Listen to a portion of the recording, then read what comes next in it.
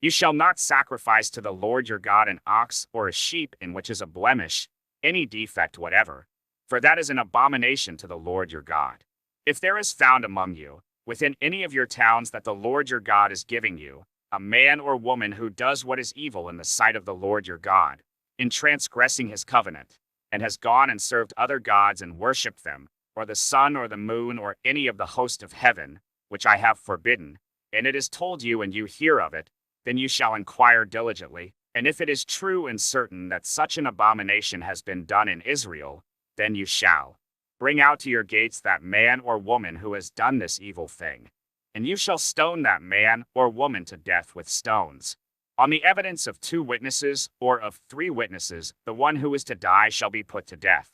A person shall not be put to death on the evidence of 1 witness. The hand of the witnesses shall be first against him to put him to death, and afterward the hand of all the people. So you shall purge the evil from your midst. If any case arises requiring decision between one kind of homicide and another, one kind of legal right and another, or one kind of assault and another, any case within your towns that is too difficult for you, then you shall arise and go up to the place that the Lord your God will choose. And you shall come to the Levitical priests and to the judge who is in office in those days, and you shall consult them, and they shall declare to you the decision. Then you shall do according to what they declare to you from that place that the Lord will choose. And you shall be careful to do according to all that they direct you, according to the instructions that they give you, and according to the decision which they pronounce to you, you shall do. You shall not turn aside from the verdict that they declare to you, either to the right hand or to the left. The man who acts presumptuously by not obeying the priest who stands to minister there before the Lord your God,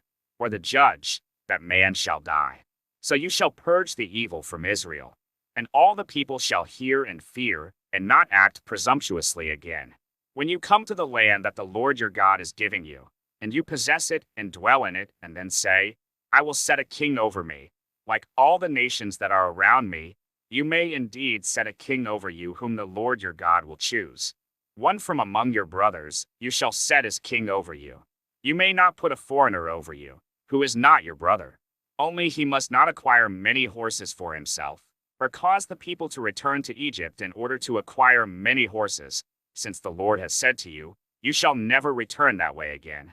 And he shall not acquire many wives for himself, lest his heart turn away, nor shall he acquire for himself excessive silver and gold.